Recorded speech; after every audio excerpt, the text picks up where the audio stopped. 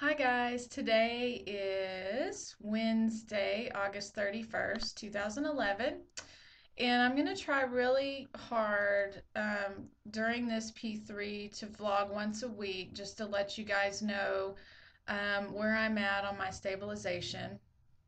Um, the first week of P3 has gone really well for me. I am at my LDW was 134 even as of August 20th. And today is day 9 of P3, and I am at 134.2 today. So I am zero point 0.2 of a pound above LDW today. So everything has been going great. I log my foods on my Fitness Pal just to make sure that I am staying within range. I log my exercise. I started playing tennis last week. I was very, very sore because it was my first time out in 3 months. And I'm going to try to do that a couple of times per week. So that's pretty much it. I'm trying not to go too crazy with my foods. I'm pretty much, for the most part, sticking with some basic foods, things that I've had in the past. And so that's about it. So I will let you guys know. I'll try to let you know week for week what's going on with me. And my plans will be that I will do one more round. My plan for now is to load during Thanksgiving. And my goal weight, I'm not really sure what my goal weight's going to be. I just know that I do have some stomach fat that I need to get rid of. And I'm estimating that my goal weight will probably be around 115 pounds. So that's about 19 pounds from this LDW of 134. I'm going to try really hard to just maintain right at 134. Even if I go, up to 2 pounds above LDW, I'm going to try hard to be close to LDW or a little bit under LDW before I start my next round, because this will be my last round.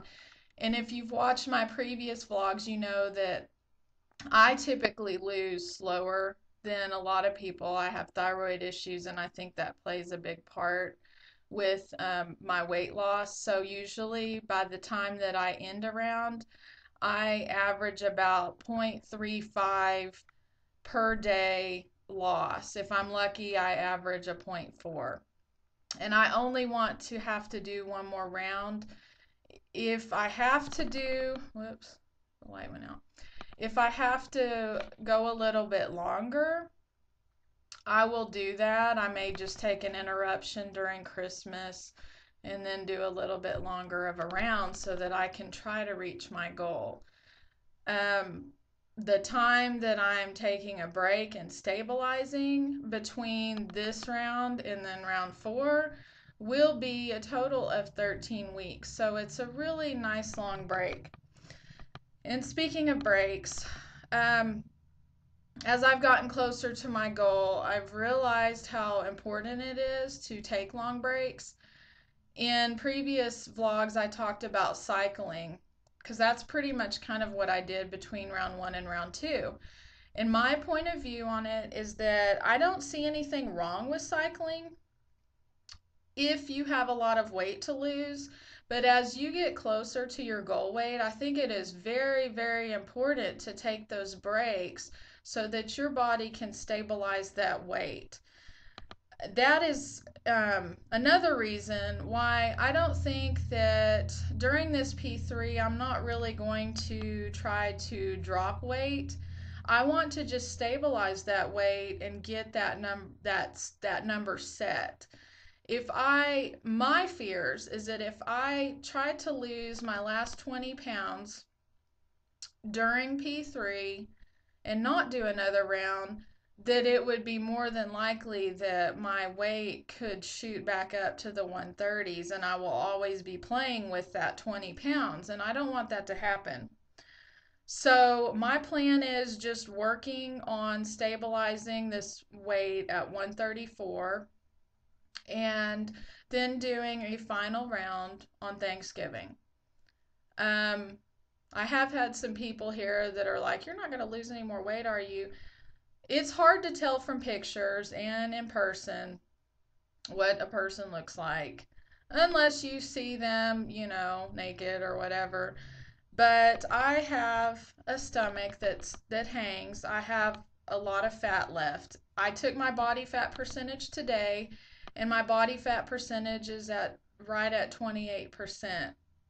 Ultimately, eventually, I would like my body fat to be in the fit range, which is between 21 and 24%. Now, if I can lose another 15 to 20 pounds on my final round and be at 25% body fat, I will be happy with that. And then I can work on building some lean muscle and by, tennis and working out, exercising, and that sort of thing.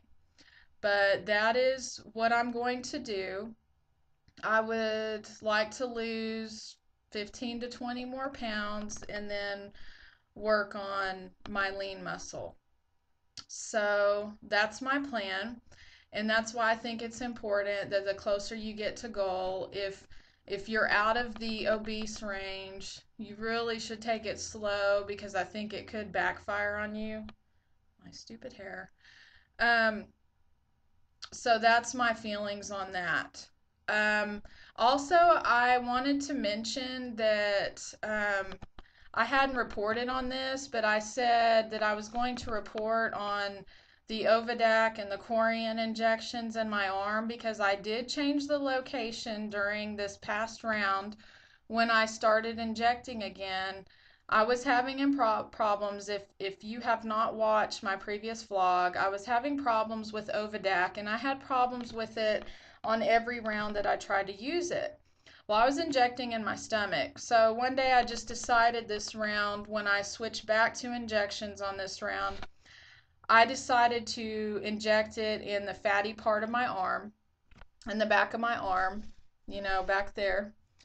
And I had Corian and then I had some Ovidac left. So the rest of this round, I did both Corian and Ovidac. And I didn't have any more problems with the Ovidac. It worked better in my arm. So the only thing that I can think of, unless someone else can enlighten me on that, is maybe I just don't have good circulation in my stomach.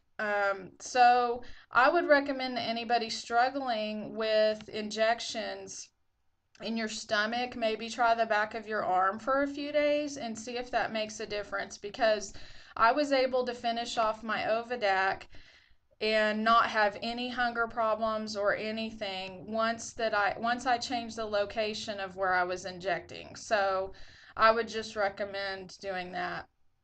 As far as my last round goes, I am going to order some Hucog. That's one I've never tried. I've done well on Corian. I may order a little bit of Corian just as a backup in case the Hucog doesn't work. But I just would really like to see, a lot of people have good success on Hucog, so I want to see what that does for me. So on my last round, I will be doing injections, and I'm going to start out using Hucog. I, if you guys have watched me from the beginning, you know that I've kind of flip-flopped back and forth between homeopathic and injections, and on just really briefly on my first round, I actually used sublingual for a short time. And I don't have any problems with the homeopathic, but for me, the injections are much more convenient. I do feel like I get a little more fullness using the real stuff. And this is my last 20 pounds. I want to make sure, in case that there is any problems with homeopathic, I want to make sure that I will keep this weight off. So I am going to do injections on my last round, not go flip flop back and forth. I want to get this weight set so that I don't gain it back. And my daughter is using homeopathic. She's 14 years old. I don't want her to be using the real stuff. And I think for her, it's good because, she's young and she'll learn how to eat right and everything. And she's doing really good right now. She's lost over 21 pounds. So, but for me, I am going to go back to injections. I like the convenience, and one time a day. I was always forgetting the drops. Once you do injections and then you try to do drops, it's like, oh wow, I have to remember to do the drops several times per day. And I do think the injections gave me a little bit more fullness, and I want to keep my weight off. So I'm going to take the safe route and do the real stuff. That's important for me for my lifelong maintenance. And I think that's about it. The last thing that I just wanted to briefly talk about is um, I don't know how to put this nicely. I guess I would say cheaters and liars. I have seen people in this community, whether it be on YouTube or Facebook or whatever, who claim that HCG is not working for them, or why are they not losing, and they're following protocol, and when you dig deeper, they're really not following the protocol. Um, I don't understand how you can tell people that HCG is not working and you're not following protocol. When you dig deeper into what someone is doing, you find out that they're doing a lot of off protocol stuff. I'm not even going to give examples because I'm not going to call anybody out on here. But it is very frustrating when you follow people and then you find out that they may be within 500 calories, or if they're doing the 800 calorie protocol, they may be within 800 calories, but they're eating foods that are not on protocol, like the list of foods, whatever. Now, some people can do okay doing things like coconut oil. I've done coconut oil just fine. Um, and certain foods, like I do the 0% Greek yogurt as a protein, and I do just fine on that. But there's other things that could cause you to gain or stall. Those things include different kinds of vegetables, um, that are not on protocol. Anything can cause you, I'm just trying to be really careful. I don't want to give you specifics, but anything can cause you to gain or stall. So if you are veering away at all from the protocol, then you're not doing the protocol. Just admit what you are doing, okay? I admit that I do 0% Greek yogurt. I admit that I do coconut oil on occasion during VLCD. But if you are not admitting to people what you're doing, then you are lying to yourself and you are lying to the HCG community. And I'm just saying that as nice as possible because I see a lot of people out there who are claiming HCG does not work, but they're not following protocol, or they're not admitting to everything that they're doing. Okay? So just admit to yourself the things that you're doing. And if you have to, go back to the basics of the list of protocol foods and stick with that. Nothing else. Okay? And that includes Diet Cokes, certain coffees, coffee creamers, different kinds of vegetables, um, um, Neely's chocolate mousse that's not on a fat fast day. What else? The coconut butter truffles, things like that. You just need to admit what you're doing so that people can really help you. If you say I'm following protocol, sometimes there's more to it. So I just wanted to, get that out there because I see a lot of that, and the protocol does work. I am a person that loses slower, and but I'm okay with that. I know how my body works after 3 rounds. So But I just wanted to clarify that you guys just be honest with yourselves and with the community on what you are doing, because I see a lot of people saying they're following protocol, and when you dig deeper and you ask, what are you doing? Then you find out there's people that are doing things that are not okay with the original protocol. And I'm not even clumping coconut oil into that. Some people do stall on that. Most people do fine on that. But there's just other things that are factors with that. So I just wanted to bring that to light, because I think that's important. But anyway, I'm doing good, and this vlog is long, but I'll try to make, I just had some topics to talk about. I'll try to make my next P3 vlog shorter. So I appreciate you guys. I'll let you know next week how I did on the second week of P3, and I think that's about it. So I'll talk to you later. Thanks. Bye.